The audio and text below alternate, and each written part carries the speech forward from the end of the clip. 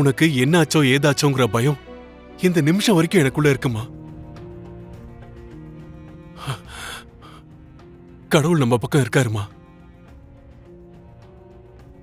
என்னோட பிரார்த்தனையை கேட்டிருக்காரு. அதனாலதாம்மா உன்னை நல்லபடியா அனுப்பி வச்சிருக்காரு.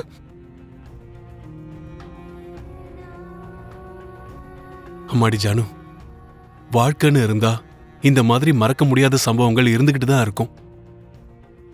ஆனா அதெல்லாம் மனசுலயே வச்சுக்கிட்டு குழப்பிக்கிட்டு இருக்க கூடாதுமா. எதுக்காக சொல்றேன்னா, அது நம்மள மனசளவுல பாதிச்சு துன்புறுத்த வச்சிரும். நீ அந்த மாதிரி இருக்கிறது இந்த சித்தப்பாக்கு நிச்சயம் பிடிக்காதுமா. அதனால இன்னைக்கு நடந்த எல்லாத்தையும் இதோட நீ மறந்துடணுமா. சரிங்க சித்தப்பா. சரிம்மா, நீ உன்னோட ரூமுக்கு போ.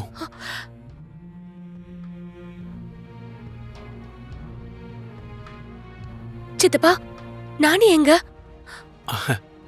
அது ஒண்ணு இல்லம்மா, இங்க இவ்ளோ பிரச்சனை நடக்கும்போது அதெல்லாம் பார்த்து நானி ரொம்ப பயந்து போயிடுவான்ல. அவனுக்கு ஏற்கனவே உடம்பு வேற சரியில்லைல்ல.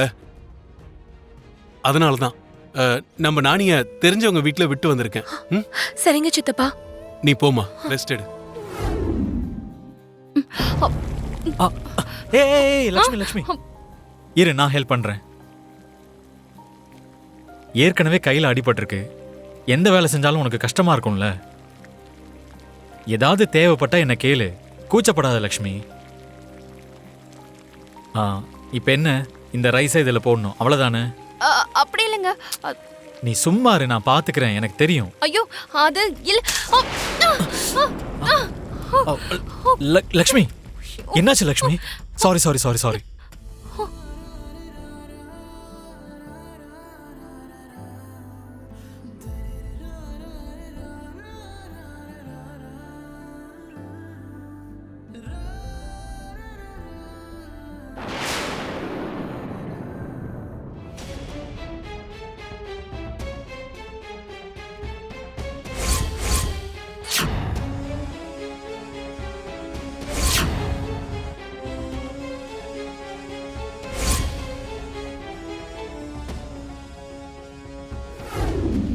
இங்க பாரு மித்ரா, நீ யாருக்கு உதவி செஞ்ச, யாருக்கு சேவை செஞ்சங்கிறது எங்களுக்கு முக்கியமே கிடையாது. எங்களுக்கு உன்னோட உயிர் தான் முக்கியம்.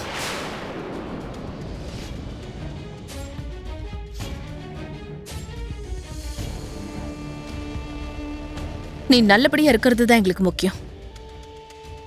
நீ லக்ஷ்மிக்கு எவ்வளவு நெருக்கமாகறியோ அதே அளவுக்கு உனக்கு ஆபத்துகள் சூழ்ந்து வரும்.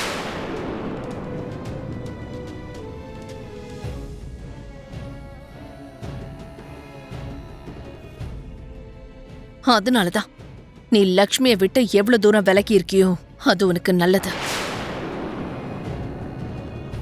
என்ன பேசுற அரவிந்தா?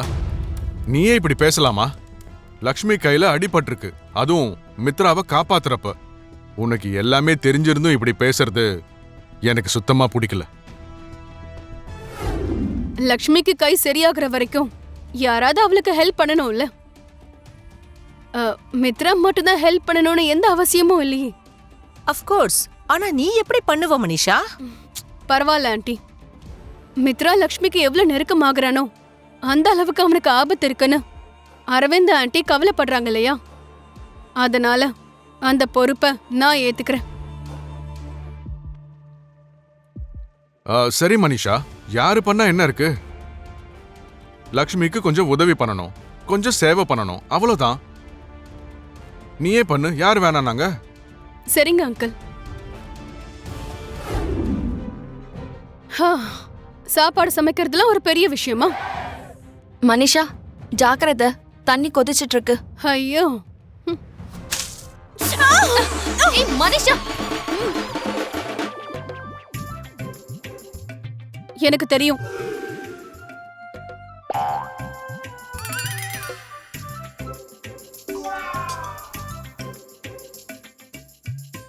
இவளை யாராலையும் திருத்த முடியாது. இவ மேல இறக்கப்படுறதே வேஸ்ட்.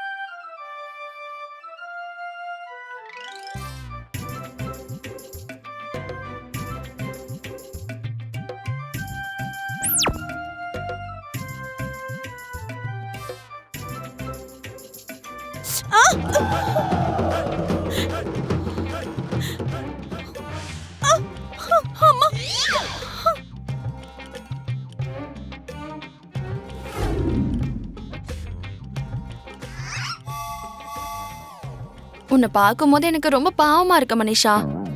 எதுக்கு? எவ்வளோ பெரிய ராஜாவா இருந்தாலும் ஒரு சாதாரண சிப்பாய் கிட்ட சாகக்கூடிய நிலைமை கூட ஏற்படும். அதே மாதிரி ஒவ்வொரு அடியிலையும் எனக்கு எதிராக வெற்றி கொடிய நாட்டணும்னு நினைச்ச நீ இன்னைக்கு ஏன் காலுக்கு கீழே உட்கார்ந்து எனக்கு சேவை செய்யற மாதிரி ஆயிடுச்சு. எதிரிக்கே சேவை செய்யக்கூடிய நிலைமை எவ்வளோ அடிமட்டமா கேவலமா இருக்கும்னு என்னால புரிஞ்சுக்க முடியுது மனுஷா. இருந்தாலும் பரவாயில்ல, இந்த சேவையால கிடைக்கிற புண்ணியம் சும்மா போயிடாது.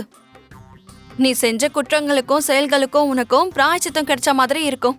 இங்க பாரு லக்ஷ்மி, நான் உனக்கு சேவை செய்யறேன்னு, எல்லாம் உனக்கு அடிமையா இருக்கன்னு நீ ரொம்ப சந்தோஷப்பட்டுட்டு இருக்கன்னு நினைக்கிறேன்.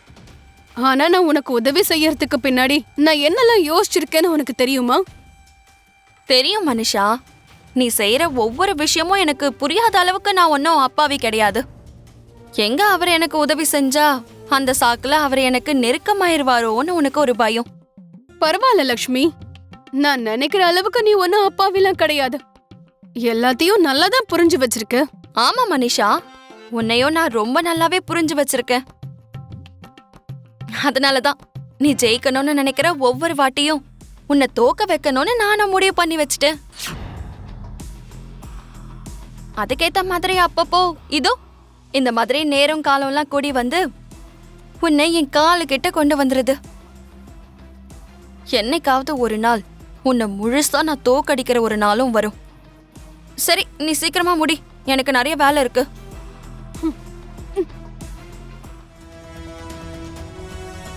ஆமா, மனிஷாக்குள்ள இருக்கிற அந்த கோவம், வெறுப்பு, பழிவாங்கிற உணர்வு இதெல்லாம் என்ன ஆச்சு? லக்ஷ்மி முன்னாடி செத்த பாம்பு மாதிரி ஏன் இருக்கா?